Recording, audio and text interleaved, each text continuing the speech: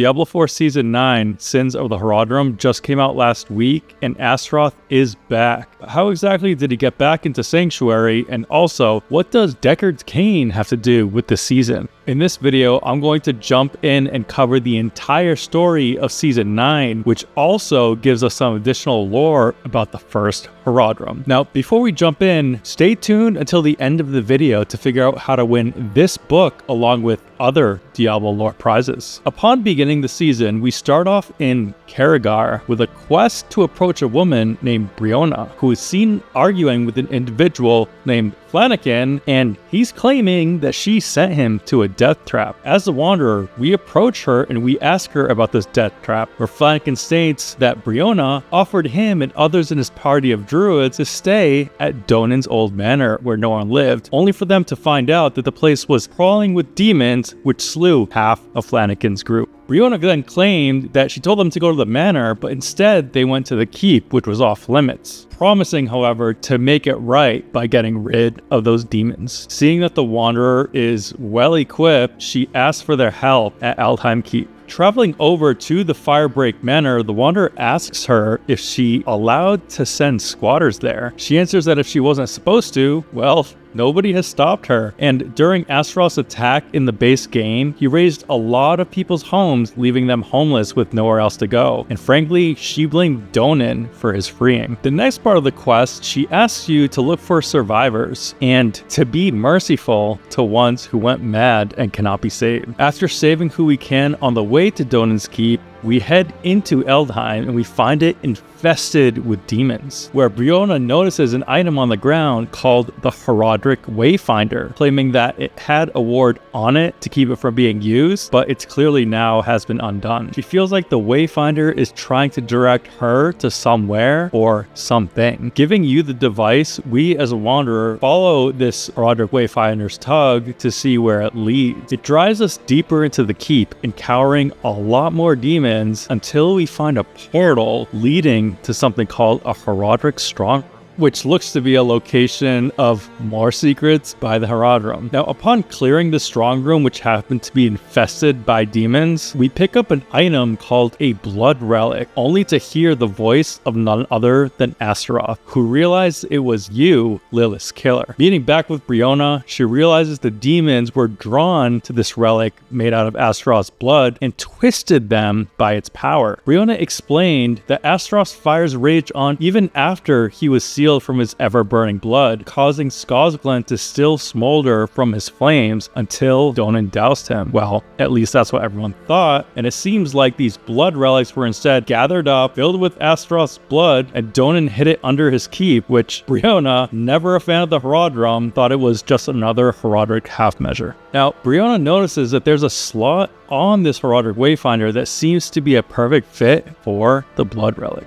At this point, we check back in with Briona, who has not made any leeway in finding out how to get rid of Astaroth's blood from these relics. However, she was looking through Donan's notes, and it provided a little bit more insight about this Horadric Wayfinder. Came out it was originally crafted by Elias, and it was entrusted to Donan by the Horadrim to destroy it, which he clearly didn't. Now, when asked how Briona knew Donan, she always noticed him around the Druid College, speaking with those who helped him deal with Astaroth in the first time around. Arida and Nefane, originally part of Diablo 4 Act 2, when we go and deal with Astaroth. Who can forget Nefane and his morbid punishment by Lilith being attached to that tree in the Bloody Moors. Now, using the artifact, the Wanderer finds another blood relic, which sparks additional dialogue from Astaroth, stating that his blood was a gift to Sanctuary, carrying the seeds of darkness until pesky Donan locked it all away. After securing this other relic, we touch base back with Briona, and she introduces us to another druid named Davish, who she needs help from to convince the Druid Council to go along with a plan she's brewing. In the meantime, the Horadric Wayfinder leads us to yet another one of Astaroth's blood relics, and he again speaks to us, commenting on how we defeated Mephisto's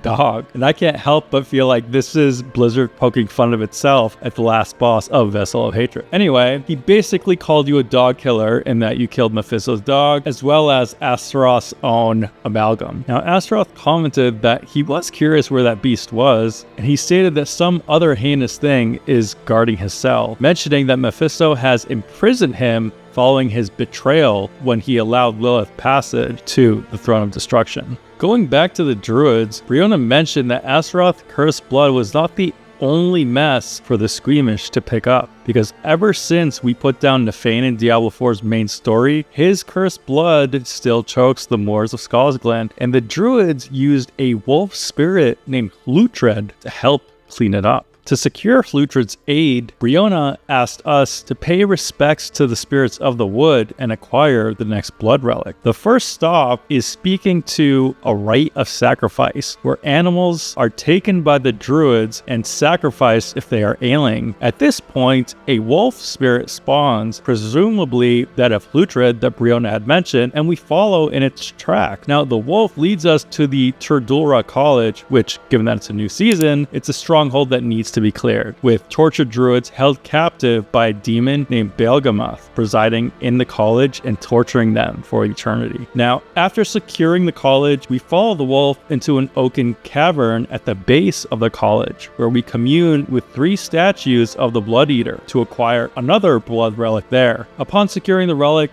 Astaroth speaks up to us once more, claiming that we could take him from that place, but he'll be back to raise Scalsglen once again, regardless of how much time has passed. Upon reporting this to Briona, Davish was bewildered at the fact that Donan hid a blood relic right at the college, with Briona stating that Nefane and Arita most likely knew that the relic was there. The next step, Briona informs us that she has gathered the druids to perform a ritual at the Scar, where Astaroth was first sealed, to cleanse the blood relics. Now, she isn't completely sure that this will work, but it's the best plan they've got. She accompanies the Wanderer there, and when the Wanderer arrives outside of the Scar, we meet up with Davish, and he informs us to join inside, but to behave properly, because this is a druid ritual that the council is not too keen on sharing with outsiders. Now, walking into the Scar, we see quite the morbid sight, with a fallen demon still alive impaled into the ground at the center site of this druidic ritual. We speak with Briona, who beckons us to assist with the ritual as she begins to call up Hlutred,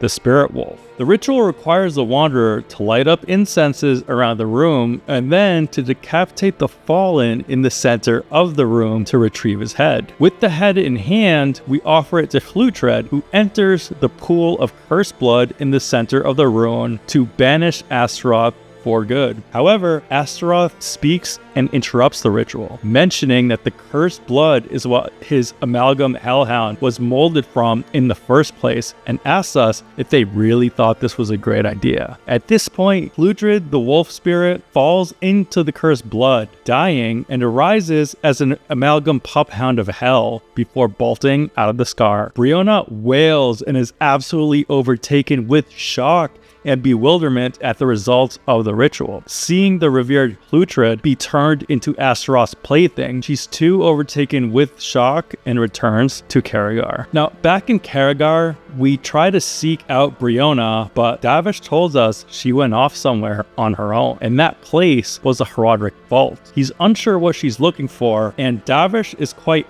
hurt that her best friend didn't tell her where she was going. With this news, us as the Wanderer travel to the Horadric Vault, and we greet Briona, who apologizes for her behavior following Hlutred's demise and recognizes she's been overly critical and quite empathetic, not just toward Donan, but also the Horadrim, whom she finally realizes that in the end they really did fight for the same thing, and that is peace. Now, with that, she informs us that she found a solution in Elias's notes, that to send something back to hell, you need to summon something first, to which the Wanderer is all for this demon summoning risk. I mean, they've been to hell and back, didn't they? Briona agrees that it could be worth the risk, but she did mention that Donan did pay that price. R.I.P. to the big man for Lilith's carnage in the end. Brionna states that she's willing to be that martyr like Donan was, with Astaroth being sent back to hell as a prize. She asks you to look around the vaults for any means to do the actual summoning. Now in the vault, we do find a few clues. One of Elias highlighting the location of the Triune Palace that Mephisto helped us get to in the main story, and the second being research Elias made on demonic summoning. Bringing this news to Brionna, she bids we head to Tarsarak and look into that palace. Now, before doing so, the Horadric Wayfinder leads us to yet another blood relic, and we commune with Astaroth once more, where he states that he senses quite vividly that Brionna's eager to summon him and to kill him. Now, Astaroth shares an interesting tidbit here. He tells us that being imprisoned in the realm of hatred by Mephisto, it is only through his will that he can be summoned into Sanctuary in the first place, to which he realizes that Mephisto is letting him go, as it would please him to watch the Wanderer kill him. We arrive next at Tarsarak to find Davish and Brionna arguing. Davish is appalled at the idea of summoning Astaroth, with Brionna mentioning that it is our only shot at banishing him and his cursed blood. The Wanderers killed him before, and she's leaning on us again to kill him once more. Traveling to Elias's palace, Brionna notes that Elias, his arrogance, and inconsideration for the lives of the innocent are what she hated most about the Horadrim. But yet, here she is, following in his footsteps, mostly because she believes she will succeed with this outlandish idea because you, the Wanderer, are with her. Throwing more shade at the Horadrim, Brionna mentions how this splendid, empty, rotting palace of Elias is another example of the Horadrim's hoarding of secrets. Now, inside this palace, we do find a journal by Elias which outlines a ritual capable of summoning a demon of Astaroth's caliber. Brionna states that she will find a place far from Skosland and society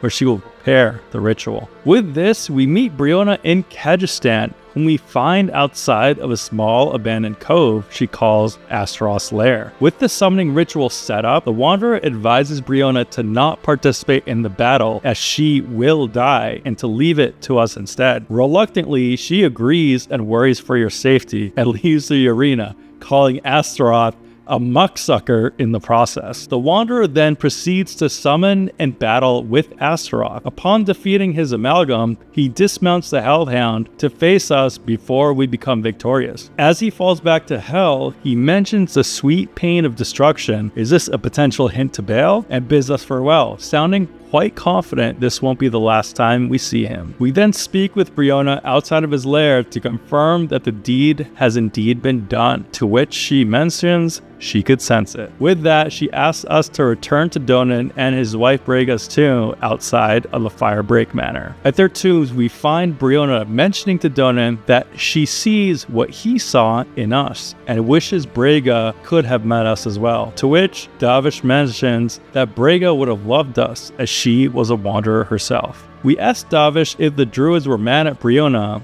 and he admits that they were for doing what she did, but they also admitted they were wrong for doubting her at the same time. Brionna finally understands why Donan joined the Horadrim, who beforehand she believed they at best were good at swooping in and hiding their message. She realizes that Donan tried the best he could and commends both him and the Horadrim for their almost impossible responsibilities. With that, Brionna contemplates continuing the Horadrim's work in Skosland. Davish tells Brionna to rejoin the Druid College, but with the Wanderer's advice, who states she should stay at Firebreak, help the people there, and champion Skosland's work, she stays behind and bids her friend Davish to visit her often, in which he cheekily agrees. So following the season's story, we wrap up the storyline of Astaroth, but we get a bonus Easter egg storyline that focuses on lost artifacts and letters to collect from the Horadrim of old, such as Talrasha, the priestess Cathan, and even Deckard Cain. To me, as a big lore fan, this was honestly my favorite part of this season, and if you're interested in learning a lot more about these old Horadrim, check out my previous video here to dive into their lore. Now, first we explore Eldheim Keep, where we find a shattered gravestone, a relic that belonged to the ruins of Abukir, the city of walking dooms. This is the city in Khagistan that was leveled in the Horadrim's fight and capture of their first prime evil, Mephisto, which led to an incredible amount of civilian casualties, killing thousands. Tal Rasha had the piece taken as it's to remind the Horadrim that they must tend to the present, not just the future of Sanctuary, else there wouldn't be anything left to protect. Bringing it to Briona, she agrees to allow you to place the Horadric relic in her care. Realizing there may be more relics to be found, the Wanderer asks citizens in town on any leads. Within Calibel's mind, we find a remnant of Tal Rasha's tomb. Inscribed into it is a story commemorating the first Horadrim, Tal Rasha, which speaks to how he became the Horadrim leader and how he met a terrible fate wrestling with Belial on agreeing to sacrifice himself for the Lord of Destruction's prison. Next, the third relic related to Tal Rasha is a Horadric shield, and inscribed into it is an oath that the Horadric Order's initiates once took. Knowledge is the lifeblood of light, magic the open palm of justice, perseverance the challenger of fate. Although the Horadrim may not always succeed, they will always rise to try and fight again. After placing these last two relics at Karagar, the next relic has us traveling to the Forgotten Depths. Within its depths, we discover a Horadric balming tool, which was used to mummify original members of the Order through a burial ceremony. Cathan, the Horadrim priestess who was Zakarum, performed the task but wasn't all that happy about it as it went against her faith, since they preferred naturally burying of their dead without any treatment. As a piece of trivia, Cathan was heavily involved with Mephisto's original capture, as she was masterful at dealing with the undead, which was Mephisto's specialty. Utilizing the light of her faith as well as the basic fireball spell, she created Holy Ball, which was highly effective against Mephisto's forces. I go in depth about Cathan in my first Horadrim video, so be sure to check it out to learn more about her contribution. Next, we go into the Sunken Library, where we find another relic.